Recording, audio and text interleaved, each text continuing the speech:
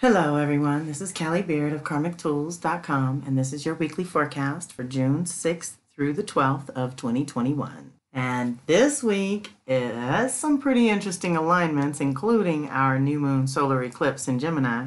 It's also packed with some additional resources that we've all been waiting for.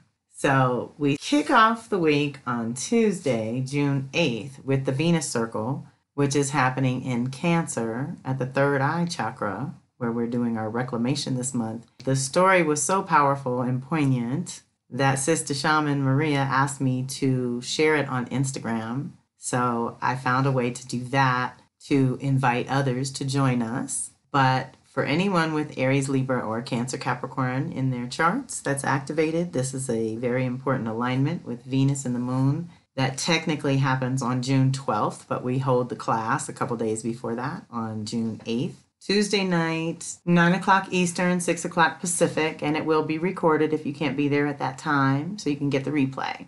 Now, the very next day, on Wednesday the 9th, I am opening the doors to the monthly Soul Sister Circle, and we kick it off in June with Wolf. This is going to be the free introduction, and I would love for everyone to join in time for July, which will be Bear. That monthly subscription will be $25 a month, but it is so packed with goodies. I can't wait for you to see what I've put together for you all. And so that's Tuesday and Wednesday events with Kelly. We've got Venus Circle and monthly Soul Sister Circle. Then we move into our first activation, which is the same day as the eclipse on Thursday the 10th, Mercury retrograde conjunct Sun. Now this is part of the Mercury retrograde cycle of renewing itself. Every time Mercury retrogrades, which is 3 to 4 times a year, it's basically renewing the cycle. And this conjunction is that initiation. So we're looking at this. This isn't something that happens 3 times over, but it does happen every time it retrogrades. And in this case, it's happening in Gemini. So consider that being where the rewiring is happening. This energy will compel you to express yourself on many levels. Communication will be a focus. Just make sure that it is reciprocated. What I mean is two-way communication and exchange of ideas, right? As you initiate this new cycle of self-expression, you will have access to some powerful energy that can and probably will help you make a difference or an impression on others if you need to. This is a good time to travel if possible. However, if not physically, then mentally through visualization or within your own area locally. Because if you explore a new direction, you are more likely to discover something new.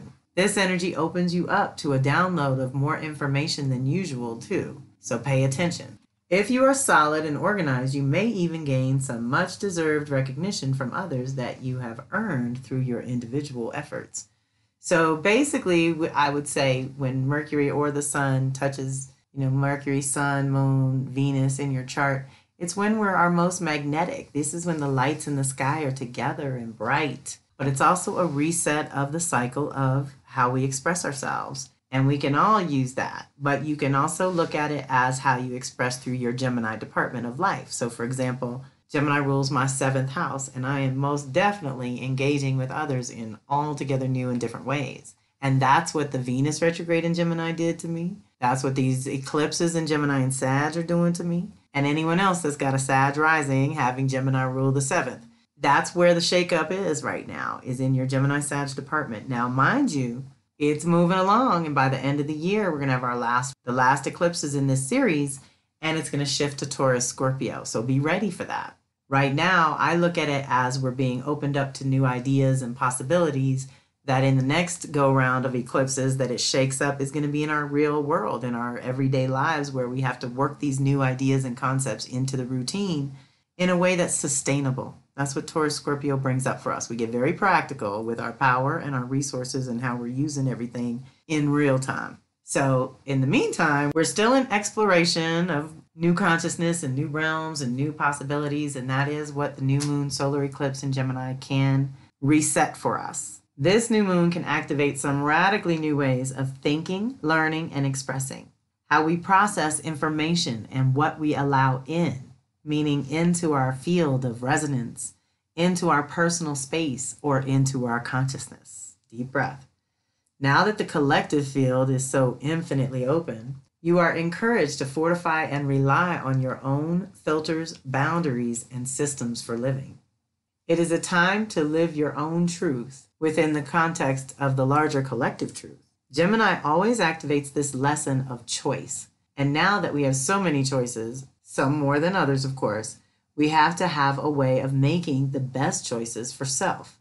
The way to do that is to strengthen and fortify the head-heart connection, allowing the head to present the variety of choices and the possibilities therein, then proceeding to the heart to sign off on what feels true and right for you personally. Anything good for you is usually good for all, so think with your heart and set intentions for a new level of learning, awareness, and energetic exchange with others going forward. Extra energy around this Gemini new moon includes the North Node in Gemini, which is also moving our consciousness in a new direction. We have been on a wild exploratory mission since it got there in May of 2020. So be sure to engage your imagination, stay positive, and be alert to new choices, options, and opportunities. We are social communal creatures, and now we have to do that in an entirely new and different way. Venus will help ensure that we stay centered in our hearts as we dream up the new. Saturn just arrived in air sign Aquarius, which is also activating our progressive ideas for what is practical, sustainable, and most of all, best for humanity and all living creatures. Deep breath. That is our eclipse for the 10th on Thursday. And then Friday the 11th, Mars moves into Leo until July 29th. So that's pretty much most of June and all of July. It will probably feel good to have Mars shift from Cancer into Leo, so look for that expansion and uplifted spirit for the next month or two while Mars lights up the Leo department of your life. Mars entering Leo is an opportunity to get creative and have some fun, no matter how challenging life may be in the moment.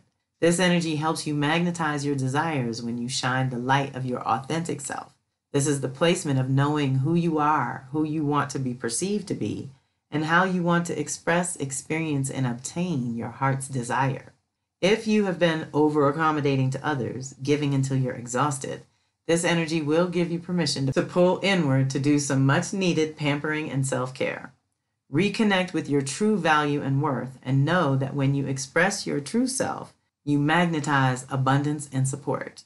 The shadow of this, of course, is ego, looking the part but not being the part, and expecting others to change before you will budge. It's not time for that. It's time to lead by example. Mars in Leo will automatically engage Saturn in Aquarius and Uranus in Taurus, creating a T-square alignment, which means that Mars and Saturn are balancing and integrating the actions and choices that are best, while still trying to manage the challenges of all the radically new ways we have to function in society these days. That's a lot. The missing leg is Scorpio, so that is the energy we have to bring in consciously, meaning access, activate, and channel your power consciously in order to make the best decisions in the moment. It's time to find your inner leader and step up your game in some creative, unique way. That's what Mars and Leo really supports. Okay, the other two things I'm tagging on to the end of this podcast and post is just a heads up for June 17th, which is actually the following week, on a Thursday, I am hosting the free open house for the new seasonal circle. The same link that you used to register will probably be used again, but it will be updated from monthly to seasonal circle. And guess what, everyone? I finally got the Astro 101 class launched. So you can go look at it and sign up. I made it a 12-week course that has bi-weekly Zooms and tons of goodies to help you master your own blueprint and learn how to optimize the energies and really make better decisions for yourself, which is always what my energy and forecasts and tools and everything that I create is all about. But a lot of you asked for the basics of how to kind of understand your blueprint, and some of you are even thinking of going to the next level professionally. So I do put on there that this is not a certification program, but if you're looking to go that far and become a professional astrologer, I'm happy to direct you to the certification programs that I believe in. So these are just heads up, because that first class is June 29th for Astro 101. And I need at least 10 people to sign up. So I'm so excited. I know at least 10 of you will show up, but I do need that to launch the class. Otherwise, what I was looking at, since it is a 12-week class, is that I probably will offer it maybe twice a year. And so for anyone that's not ready to take it now, I'm thinking 6 months from now, I might run it again and see what happens. I will also definitely be uploading it as a self-study course after the fact, and that will probably be half price. So it's up to you how you like to do things, but being live in person, of course, is always the best way to learn, because then you've got me there to answer your questions, and we're going to be on Zoom so we can see each other and we can see the tools and really make the most of our time together. So I'm very excited that I finally pulled it together, and I would love to kick it off on Tuesday nights, every other Tuesday, starting June 29th. So everyone's got to sign up at least by solstice, by June 22nd, the week before. I got to know it's going to be a go so that I can get ready for you. All right, everyone. It's a short week activation-wise, but it's a big week event-wise for Kelly. So I hope that you all can join me for Tuesday and Wednesday. Tuesday, remember, is Venus Circle. Wednesday is Soul Sisters Monthly Circle with Wolf as our guide. Then I'm traveling over the weekend to do some really fun work in Arizona with some ladies that are working on their truth and purpose at this time. So I'm excited to drop into other people's circles anytime that works out. And this is actually my first time since COVID hit to go out in public in person and do something like this. And everybody's happy and healthy and excited to be in person again. So I'm looking forward to it too. All right, everyone, that's our week. It is an eclipse week. Mercury's still retrograde. Pace yourself, double check things, and then drop in if you need that infusion of guidance and support. And check out my Instagram post. My handle there is The Sacred Sandbox, and it's where I will have posted the invitation to the Venus Circle that has the story. This month's story was just so powerful that, like I said, Sister Shaman asked me to share it with her community as well. It is just so universal. It's coming up everywhere in other ways. And everyone that is in community is finding that they can feel there's an expansion coming. So this is our third eye chakra, where we're going to activate our imagination and dream up what is the most juicy, delicious, sovereign, secure, loving, nurturing possibilities for ourselves. You know, that's Venus is love, money, and magnetics, right? It's everything we care about. In Cancer, that's family and home and the mother. So whether it's Mother Earth or your own mother, or being that maternal presence for yourself and doing that self-care and nurturing that's necessary. It's time to imagine, use our third eye to look for new, brilliant ways to do that. And that's what our Venus Circle is going to be about. The Soul Sister Circle is a whole different ball of wax. And there we will go over the theme for the month and prepare you for the energy of the month. And each week you get an email if you sign up for this. The free introduction will get you on the list to get these emails weekly. I'm working on some more goddess videos. I know you all like that. And we have light and shadow journal prompts. We've got archetypes and the ancestor message, prayers and affirmations, lots of good stuff that I'll dole out weekly so that you have at least a little time once a week to give to yourself to check in where the energy and housekeeping needs to happen this month in particular. With Wolf, it's about cultivating kinship, collaboration, and connection to your soul tribe. The housekeeping is around your communication, which we already know is up. We are composting our old narrow vision so that we can seed new friends and experiences, which is what I'm so looking forward to, and it's the perfect time to launch.